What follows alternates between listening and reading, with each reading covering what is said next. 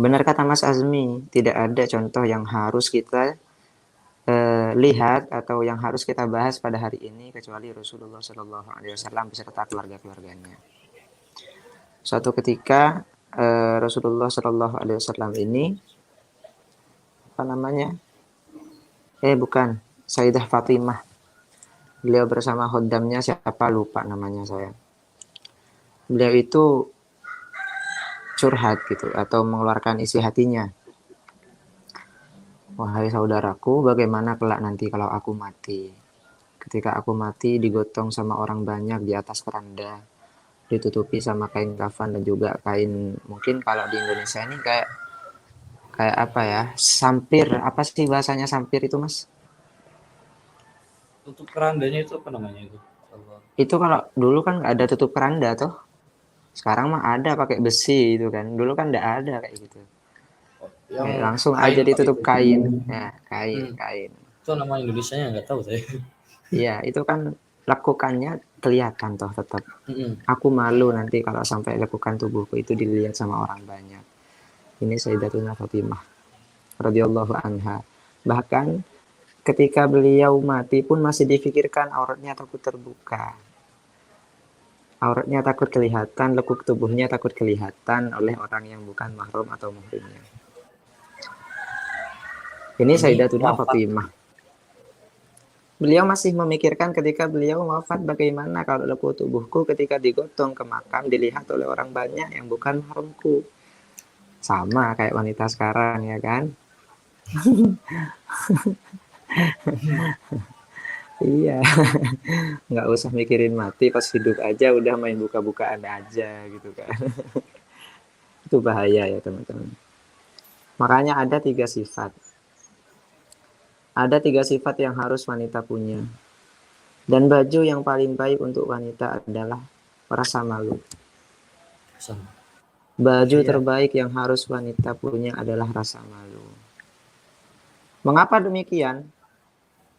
Karena malu ini sebagian dari iman. Iman. Iman. Fa'idha lam tastahi. Di keterangan tersebut, lafadznya saya lupa. Apabila kita tidak punya rasa malu, maka berarti kita tidak punya iman. Jadi baju terbaik untuk cowok, untuk cewek, apalagi cewek ya, adalah rasa malu. Sekarang kita berpikir pada diri kita sendiri, adakah dalam diri kita ini rasa malu? Malu untuk membuka aurat, malu untuk ngomong kasar, malu untuk tidak berbicara yang tidak ada faidahnya. Apakah ada dalam diri kita? Nah, itu yang harus kita pikirkan. Ini bukan keterangan yang abal-abal, semuanya ada dalilnya, teman-teman. Kamu itu, teman-teman semuanya yang lihat live ini, jangan cuma, apa sih dalilnya? Apa sih, apa namanya, ada nasnya nggak di dalam Al-Quran? Nggak semuanya.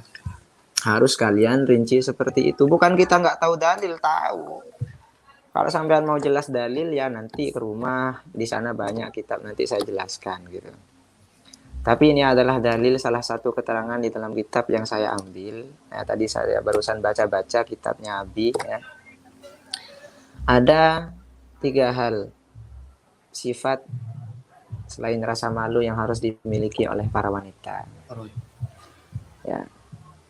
Yang pertama apa itu? Yang pertama ialah pelit. Ya, wanita harus pelit, nggak boleh royal.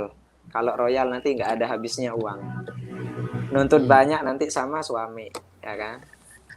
Kenapa pelit sama wanita ini baik? Bukan pelit ketika kita mau bersedekah, enggak. Tapi pelitlah ketika dengan kebutuhannya diri sendiri gitu loh. Irit. Irit, harus pelit, nggak royal, ya. Itu yang harus punya. Tapi pelit ini kalau punya lelaki aib nantinya. Ya. Jadi aib kalau lelaki pelit, jadi aib nantinya. Ngekang atau membatasi pemberian kepada seorang wanita, istrinya maksudnya, itu aib.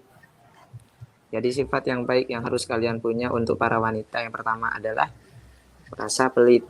Eman uangnya, dan ketimbang dibuat gak manfaat beli baju ini itu segala macam, fashion and fashion sampai berlebihan hanya untuk diumbar di media sosial, apalagi beli pakaian yang ketat sehingga tubuh dan lekuk tubuh kalian semuanya kelihatan, ya, itu perlu dipikirkan lagi. Makanya sifat bakhil atau irit untuk masalah ekonomi di sini bagus jika dimiliki perempuan dan jadi aib kalau dimiliki laki-laki. Ini yang pertama. Yang kedua, kiber, sombong. Wanita harus punya sifat sombong. Loh, kok bisa, Mas? Rasulullah itu kan iya. Ini baik untuk wanita, tidak baik untuk laki-laki.